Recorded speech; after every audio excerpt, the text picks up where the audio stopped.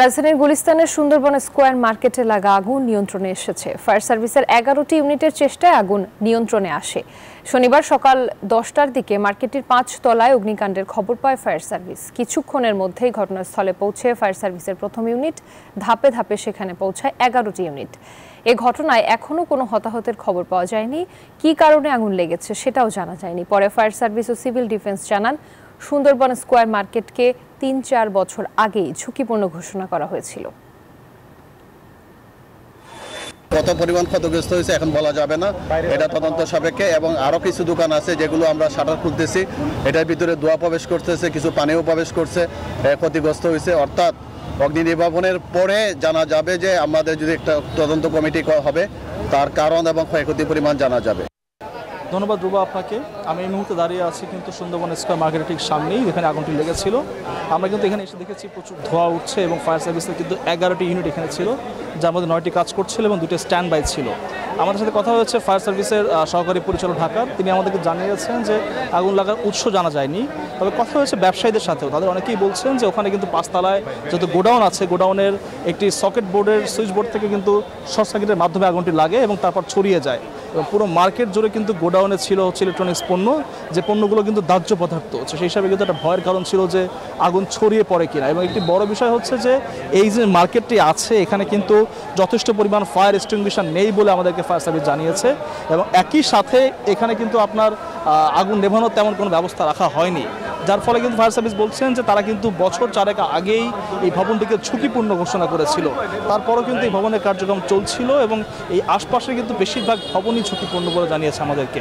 এবং একটি বড় বিষয় হচ্ছে, আমরা যখন আসছিলাম তখন কিন্তু আমাদের সামনে ফায়ার সার্ভিসের বেশ কয়েকটি গাড়ি ছিল, যেগুলো কিন্তু আসতে সমস্যা হচ্ছিল। যেহেতু বেশ জনবহুল এলাকায় এই মার্কেটটি অবস্থিত, সেখানে কিন্তু যথাসময়ে ফায়ার সার্ভিস আসতে বেশ বেগ পেতে হয়, তবুও কিন্তু তারা এসে পৌঁছায় এবং ঠিক 11টা 15তে কিন্তু এই আগুনটি নিয়ন্ত্রণে নিয়ে আসে।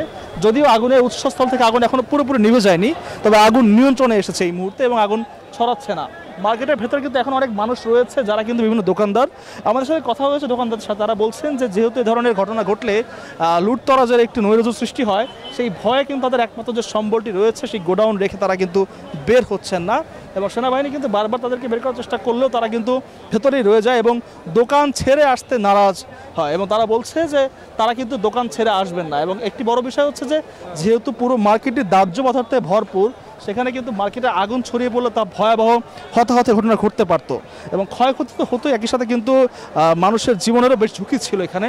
তবুও কিন্তু মার্কেটের মধ্যে এখনও দেখতে পাচ্ছেন অনেক পরিমাণ লোক কিন্তু ভেতরে রয়ে গিয়েছে এবং ফায়ার সার্ভিসের বেশ কয়েকটি ইউনিট কিন্তু এরই মধ্যে ফেরত নিয়ে হলেও কয়েকটি ইউনিট কিন্তু এখনও কন্টিনিউয়াসলি পানি দিয়ে যাচ্ছে এবং ভবনটি বেশ উত্তপ্ত হয়ে ওঠায় ভবনে কিন্তু ইলেকট্রিক সব লাইন বন্ধ করে দেওয়া হয়েছে, যাতে কোনো রকম আগুন ছড়িয়ে না পড়ে।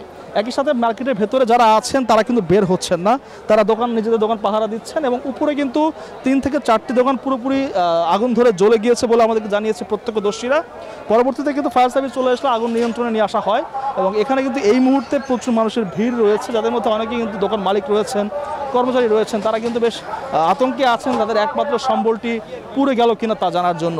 ফায়ার সার্ভিস কিছুক্ষণ আগে ব্রিফ করেছে, তারা যেটি বলছিলেন, তারা কিন্তু ভেতরে প্রবেশ করার পরে দেখেছেন গুটি কয়েক এক্সটিংগুইশার ছাড়া কিন্তু এত বড় মার্কেটে আগুন নির্বাপনের যে ব্যবস্থা রাখা উচিত তা কিন্তু রাখা হয়নি।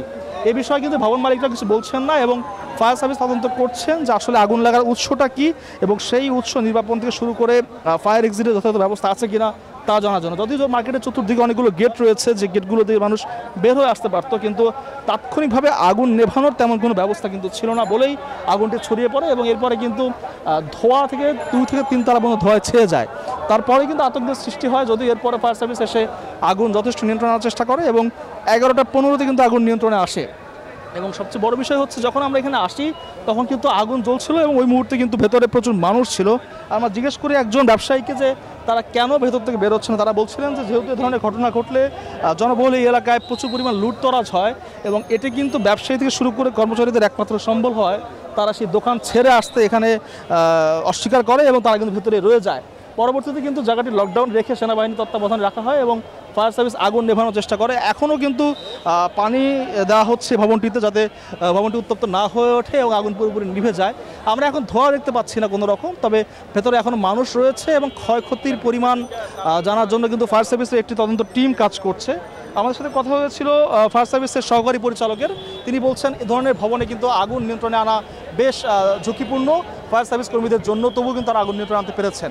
এখন পর্যন্ত কোনো হতাহত ঘটেনি এই ভবনটিতে, তবে ক্ষয়ক্ষতির পরিমাণ জানা যাচ্ছে না এখন। তো এখান থেকে এই ছিল আমার কাছে সর্বশেষ তথ্য। ধন্যবাদ রুবা আপনাকে। মোহাইমিনুল, আপনাকে ধন্যবাদ। বান্ডেল থাকলে প্রতি সেনমানিতে টাকা বাঁচবে। বিকাশ সেনমানি বান্ডেল কিনে জিতুন প্রতি লেনদেনে।